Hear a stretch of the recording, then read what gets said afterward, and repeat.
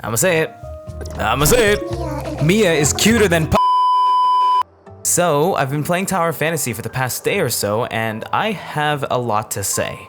Tower of Fantasy is not exactly what I expected it to be.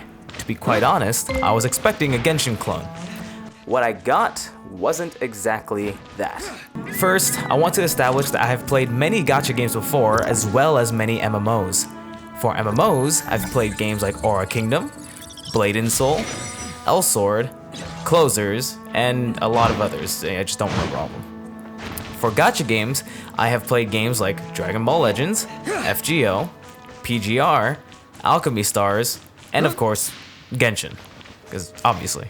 And from playing up to level 24, there was a time-gated level cap, I don't know why, I can confidently say that Tower of Fantasy is not the next Genshin, which is fine. To be honest, I don't mean it to knock the game. If anything, I'm glad it isn't the next Genshin, because I can comfortably play both of these games for different reasons. We all know Tower of Fantasy is a gacha game at heart, for better and for worse. It's got 3 types of banners: the standard banner, the event banner, and the black standard banner, also known as the shitty one. There are also matrix banners, but that's the equivalent of weapon banners in Genshin, in where, unless you are a whale, you're probably not pulling on it. The standard banner uses gold nucleus, aka a quaint fate, to summon on it. You can find these within the world as rare items as well as get them through rewards.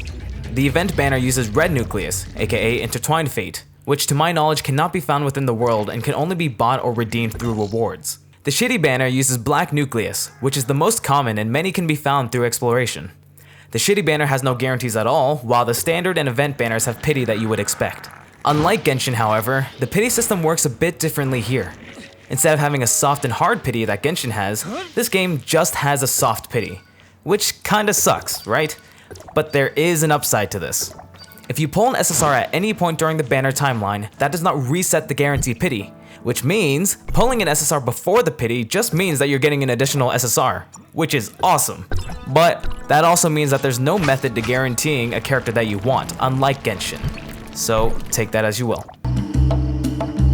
I think the combat in this game is one of the best things it has going for it. The combat is very fast, and definitely more akin to a standard action game, like Nier, Devil May Cry, and Bayonetta.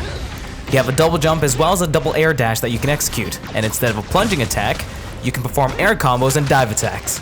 This enhanced mobility and versatility leads to more traditional combos that you can do, which are very, very satisfying to perform. The game works by having you control just one character. Instead of controlling a full party of 4, you have to control and swap between 3 fighting styles instead, akin to, say, Dante's playstyle in Devil May Cry.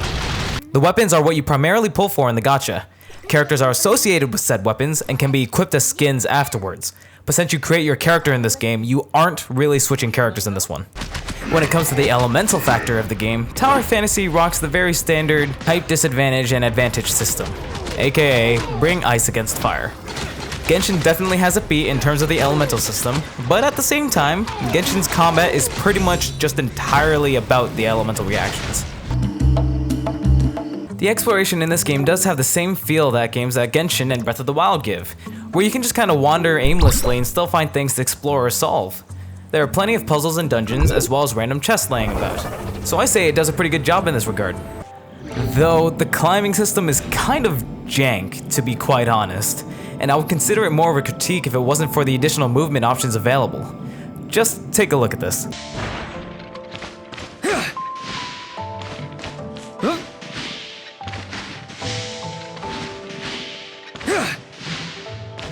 Let's be real here, if this was Genshin, your character definitely would climb that kind of ledge. And unfortunately, this happens a lot throughout the world. Another thing that I found just kind of funny is that you can absolutely break the climbing system by just using a certain tech.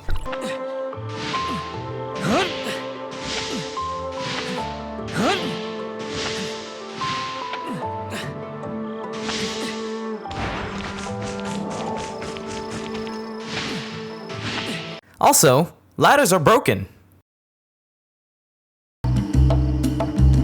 Okay, I'm gonna be real with you here. I'm not gonna be playing for the story. I sat through the story for all of Chapter 1, essentially.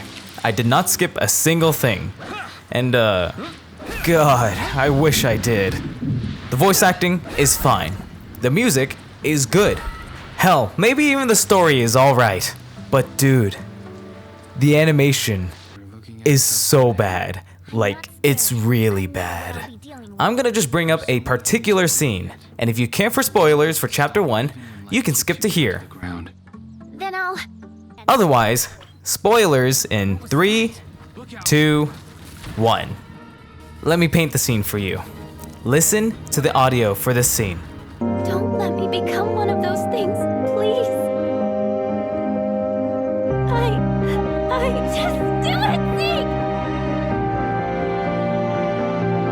It's pretty good. Sounds really emotional. The music slaps, and the voice acting is good. Voice cutting is a little weird, but you know, it's manageable. Now let's pair that audio with the animation. Don't let me become one of those things, please. I just do it, Zeke! There's no time left. You made the rules. You have to do it, Zeke. Yeah, it's bad. But sometimes the animation gets decent. Of course. Then it goes back to being shit. What, a clone? Droid? Or maybe something like you? Yeah, you can definitely see where they cut the budget. What makes Tower of Fantasy so different from Genshin is the fact that it treats itself more like a multiplayer game than a single-player game. You can see players running around in the overworld, you can run dungeons that are scaled for 4 players specifically, you can run 8-man raids, there's PvP.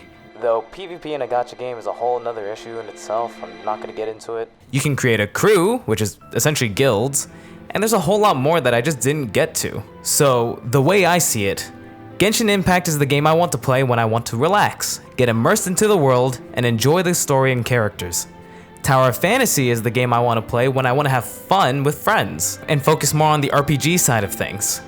They serve completely different purposes, and that is perfectly a-okay to me. She's so adorable, man.